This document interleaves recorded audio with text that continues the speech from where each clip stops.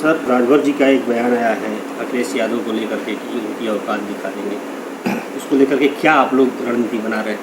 देखिए, मैं तो आया था, एक कार्यक्रम था, रत्नप्पा कुमार जी की कल जयंती थी। उसमें प्रजापति समाज द्वारा एक निःशुल्क चिकित्सा शिविर का आयोजन किया गया था, जिसका उद्घाटन मुझे करना था। आज मैंने भी सुबह अखबार में पढ़ा, जिसमें ओम प्रकाश राजभर जी का बयान है, अखिलेश यादव उनकी पार्टी को पैसा और गाड़ी का लालच देकर तोड़ने का काम कर रहे हैं। और मैं अखिलेश यादव को उनकी हैसियत बता दूंगा, औकात बता दूंगा। मैं पूछना चाहता हूं ओम प्रकाश राजभर से कि जब बीजेपी आपने छोड़ी थी तो अखिलेश यादव ने आपको क्या दिया था? गाड़ी दी थी, रुपया दिया था, किस लालच से आए थे? और जब आप समाजवादी पार्टी में आए तो आप जमकर उनकी तारीफ करते थे कि हिंदुस्तान में अखिलेश यादव जी से ज़्यादा ईमानदार व्यक्ति कोई है ही नहीं, नेता।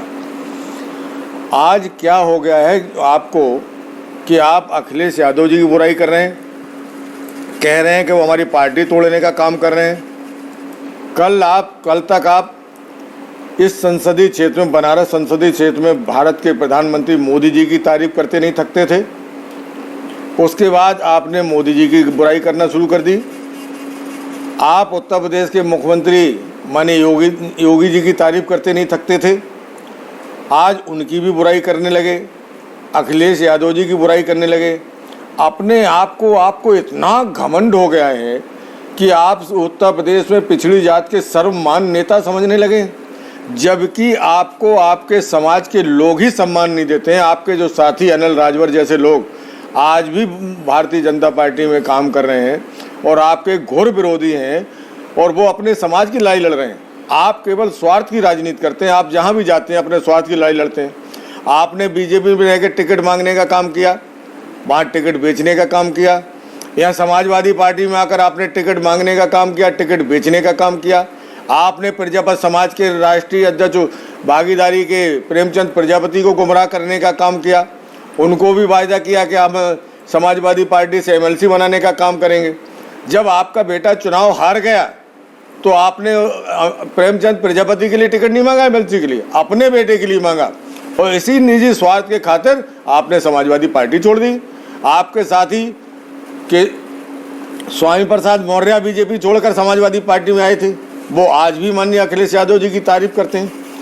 क्यों जहां रहते हैं वहीं बुराई क्यों शुरू कर देते हैं? आपका निजी स्वार्थ जहां सिद्ध नहीं होता वहीं आप तारीफ उनकी तब तक तारीफ करते हैं जब तक आपका निजी स्वार्थ नहीं सिद्ध हो जाता है। उसके बाद आप व्यक्तिगत राजनीति करते हैं, अपने परिवार के लिए राजनीति करते हैं। न तो पिछड़ों की राजनीति करते हैं, न 17 जातियों को, जिनको समाजवादी पार्टी ने अनुसूचित जाति की सुविधाएं देने का काम किया था और भारत सरकार में प्रस्ताव भेज दिया था इन जाति को समाज की मुख्य धारा से जोड़ने के लिए, जिसमें राजभर, कहार, कश्यप, निषाद, बिंद, प्रजापति, कुमार ऐसी जातियां 17 जातियां थी, उपजातियां, जिनको अनुसूचित जाति की सूची में शामिल कराने के लिए भारत सरकार को प्रस्ताव भेजा था और उनको अनुसूचित जाति की सुविधाएं देने का काम किया था। पूरे प्रदेश में आप केवल पूर्वांचल के 2-4 जिलों की बात कर रहे हो जहां राजभर की बात करते हो, और आप पूरे प्रदेश की बात करते हो। आपके समाज के लोग आपके साथ नहीं हैं। आपने सबको ठगने का काम किया, सबको छलने का काम किया, आपने अपमानित करने का काम किया।